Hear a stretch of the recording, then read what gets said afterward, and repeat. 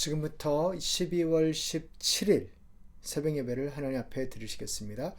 애드벤트 이제 9일 전의 내용으로 우리 함께 요한 2서 1장 5에서 6절 말씀을 함께 보겠습니다. 자매여, 지금 내가 그대에게 간청하는 것은 우리 모두가 서로 사랑하자는 것입니다. 그렇지만 내가 새 계명을 써 보내는 것이 아니라 우리가 처음부터 가지고 있는 계명을 써 보내는 것입니다. 사랑은 다름이 아니라 하나님의 계명을 따라 사는 것입니다. 계명은 다름이 아니라 여러분이 처음부터 들은 대로 사랑 안에서 살아가야 한다는 것입니다. 아멘. 사랑의 하나님 혹은 사랑과 하나님, 이런 제목일 수 있는데요. 제가 자주 인용하는 성경 있잖아요. 유진 피터슨이 쓴 그 메시지라는 성경 번역을 제가 종종 인용하는데요. 왜 그러냐면 그게 조금 오늘날의 언어와 많이 가까워서 그렇습니다. 드는 예를, 성경에 옛날에 있었던, 주변에 있었던 예를 들은 그것을 오늘날이라면 어떻게 예를 들까요? 그런 거 좀 반영해서 한 것이어서 그 번역을 제가 좀 좋아합니다. 그런데 그 유진 피터슨이 이 요한 1, 2, 3서에 관해서 이렇게 이야기를 하다가 요런 이야기를 했습니다. 결국에는 사람들이 살아가면서 가장 중요한 문제에 대해서 정리를 잘 못하기도 하는데, 그것은 어떤 거냐면 두 가지인데, 사랑에 대한 정의 혹은 정리, 하나님에 대한 정리 혹은 정의를 잘 못해서 조금 어려워지기도 한다. 그러면서 이렇게 썼습니다. 대개 사람들이 삶을 망치는 이유는 그 두 가지 문제 가운데 한쪽 또는 양쪽에서 실패하거나 그 문제와 관련해서 어리석게 처신하거나 속 좁게 행동하기 때문이다. 우리 성도님들은 어떻게 생각하세요? 이 말에 대해서, 사랑 혹은 하나님에 대해서 어리석게 생각하거나 속 좁게 생각하거나, 그럴 때의 삶이 망가지곤 한다 라는 것입니다. 이게 무슨 말일까? 먼저, 사랑에 실패해서 삶이 망가지는 경우, 그게 무슨 말이죠? 연애를 하다가 여자친구한테 차여가지고 비관한 나머지 삶을 망가뜨리는 그런 분들이 있거든요, 종종. 혹은 결혼 생활에서 혹은 사랑의 관계에서 뭔가 마음대로 안 풀리는 것 때문에 평생 자책이나 죄책이나 그런 부담을 가지고 살아가는 것들, 그럴 수도 있는데, 그것도 어떻게 포함될 수도 있는데요. 그거라기보다 우리 전체에 일반적으로 좀 적용되는 이제 사랑에 관해서 잘못 생각하는 경우는 어떤 거냐면, 그거는 섹스 같아요. 섹스에 관해서, 성에 관해서 잘못 생각하는 거죠. 사랑은 단순히 성적인 욕망이 다가 아닌 건데, 그런데 이 성적인 욕망과 사랑을 헷갈리기 시작하면, 아니면 저렇게 속 좁게 바라보면 그런 겁니다. 사랑은, 결혼은 그 연애의 그 감정보다 훨씬 큰 고귀하고 아름답고 거룩하고 하나님의 계획과 그 절절한 마음이 담긴 게 사랑이고 결혼이고 성관계이기도 하고, 그런데 그냥 사랑을 이렇게 좀 값싼 연애 정도로 취급을 한다고 한다면, 그렇게 오해한다고 한다면 그렇게 된다는 것입니다. 예를 들어 개인적으로도 꼭 결혼의 관계가 아니더라도 내가 성에 관해서 은밀한 습관이 있다라고 한다면 그게 죄를 만들고, 그 죄에 대해서 내가 자기 합리화를 하다 보면 하나님과의 관계가 멀어지죠. 그런 것, 그 성과 사랑에 관해서도 오해하게 되고, 그러면서 사람들과의 관계도 파괴되고, 사랑은 그 성적인 욕망보다 훨씬 큰 건데 그거를 속 좁게 바라보면 좀 그렇다는 것입니다. 또한 하나님에 관해서도 마찬가지죠. 이거는 더 이렇게 좀 더 포인트로 확 들어가면 돈입니다. 돈. 성에 관해서 잘못 생각하는 게 사랑에 관해서 잘못하는 것처럼, 돈에 관한 개념이 곧 하나님을 우리가 어떤 분으로 바라보느냐랑 연결이 됩니다. 예를 들어 돈에 대한 태도, 하나님하고 돈하고 정말로 솔직히 그죠? 나에게는 누가 더 신인가? 돈이 주는 안전함이 있죠. 돈이 주는 안정감이 있죠. 돈이 주는 기대감이 있죠. 돈이 주는 행복함이 분명히 있습니다.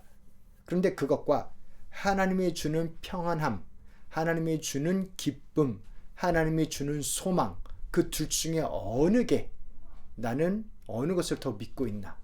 그 질문입니다. 그래서 하나님이 주시는 인도를 더 믿고 있나?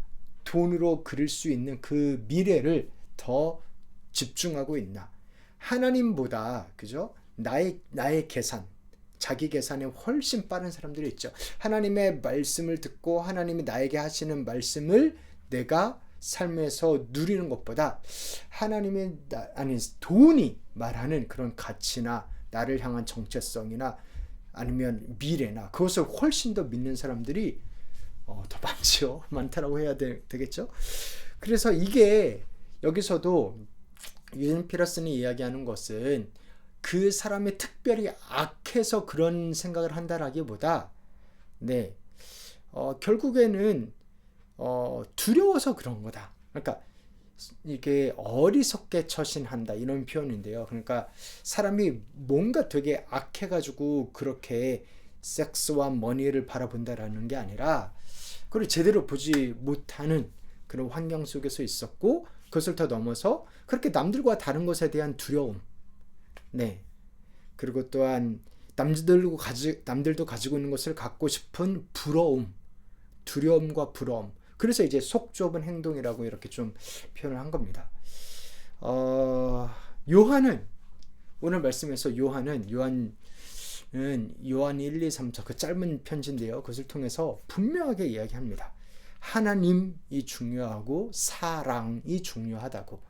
자매요, 지금 내가 그대에게 간청하는 것은 우리 모두가 서로 사랑하자는 것입니다. 그렇지만 내가 새 계명을 써보내는 것이 아니라 우리가 처음부터 가지고 있는 계명을 써보내는 것입니다. 그래서 서로 사랑하자 강조합니다.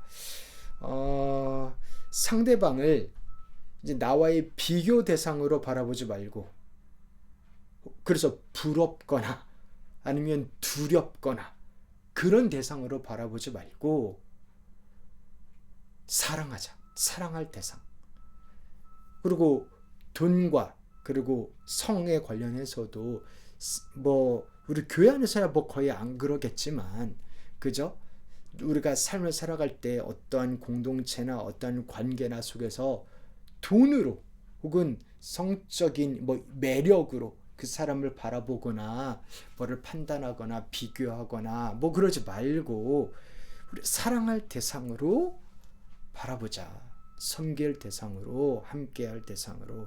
그 태도가 모든 게 돈에 관련되어 있고 모든 게 성에 관련돼 욕망에 관련되어 있다라고 한다면 그것에서부터 삶이 어려워지기 시작한다라는 것입니다.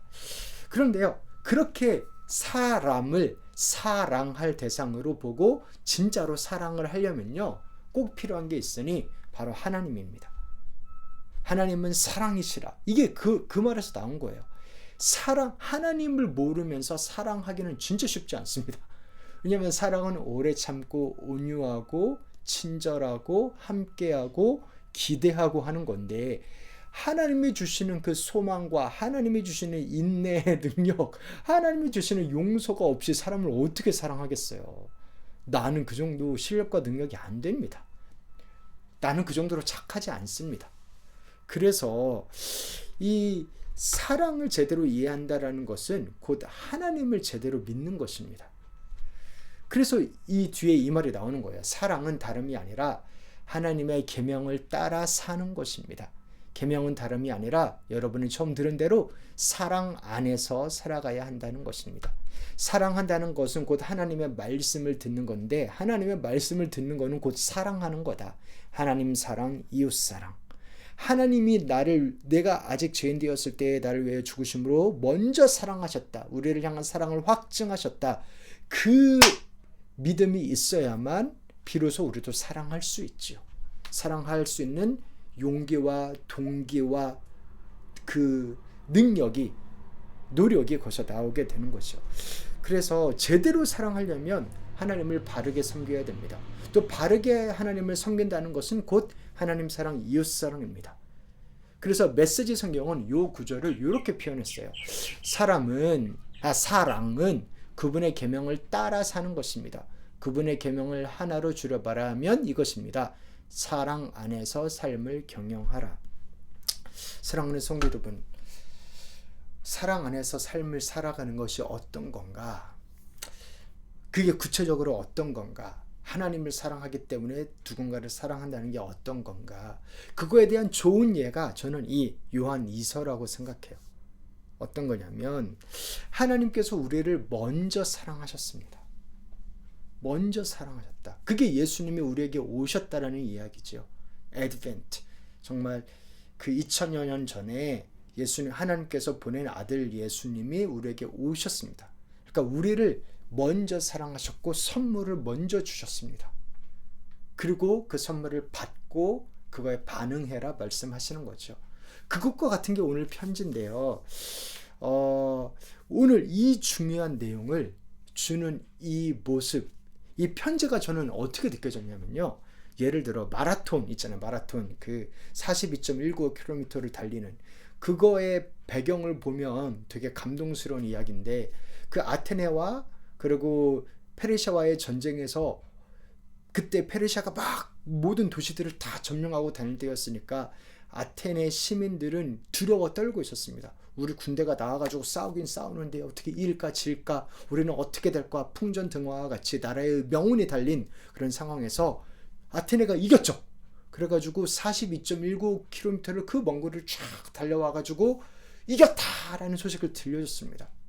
그 중요한 소식, 아주 중요한 소식을 들고 뛰는 그 전령 병사의 심정이 어땠을까요?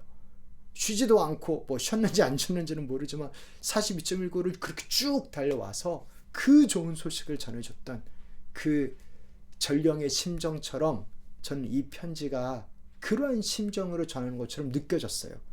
왜 그러냐면 제가 오버하는 게 아니라 정말 그런 마음이 들었는데, 왜 그러냐면 1절 때문입니다. 장로인 나는 택하심을 받은 믿음의 자매와 그 자녀들에게 이 글을 씁니다. 나는 여러분을 진정으로 사랑합니다. 나만이 아니라 진리를 깨달은 모든 사람이 여러분을 사랑합니다. 편지를 쓰면서 사랑한다 라고 고백해서 그 감동이 있는 것도 있지만요, 이 편지를 받는 사람이 누구예요? 한 자매와 그의 자녀들입니다. 모르긴 모르지만 아마도 남자 이름이 안 나온 것을 보면 이분은 싱글맘일 가능성이 충분한 것 같아요. 그 한 어머니와 그의 자녀들에게 편지를 썼습니다. 글을 일으켜 세우려고. 요한 2서가 되게 짧잖아요. 그런데 이게 성경이란 말이에요. 하나님은 이걸 성경으로 삼으셨어요. 왜요? 한 가정을 일으켜 세우는, 조심할 걸 조심하게 하고 꼭 알아야 될 거 알게 하고, 그게 뭐였죠? 하나님과 사랑의 관계였죠. 이걸 알아야만 인생이 온전할 수 있으니까. 그래서 그거를 알려주는 그 하나님의 마음. 오늘 이 예배, 이 설교도 마찬가지죠. 하나님께서 분명하게, 저는 믿습니다, 저에게 그렇게 하나님께서 알려주신 것처럼 우리 성도님들 중에, 이 영상을 보시는 분들 중에 꼭 하나님께서 알려줘야 될 그 말씀이 있어서 이 설교를 하는 거라고 저는 믿어요. 그렇게 마라톤을, 그 소식을 들고 왔던 그 전령의 심정으로 장로인 요한 장로가 이 짧은 편지를, 그러나 아주 중요한 편지를 전해줬고, 그것이 2000년 후에 사는 우리에게도, 저와 우리 성도님 여러분에게도 정말 그 심정으로 하나님께서 말씀하십니다. 뭐라고요? 하나님 사랑, 요거 제대로 하는 게 중요하다고. 그거 알려주려고 예수님이 오셨고, 그리고 이 애드벤트 2025년 애드벤트 기간에 그거 말씀하고 계신 줄이라 믿습니다. 사랑하는 성도 여러분, 우리가 돈보다 뛰어난 하나님, 성보다 위대한 하나님의 사랑과 이웃사랑, 이것을 더욱더 누리며 하나님의 사랑 가운데 거하는 이 애드벤트 기간이 되시기를 다시 한번 주님의 이름으로 축원합니다.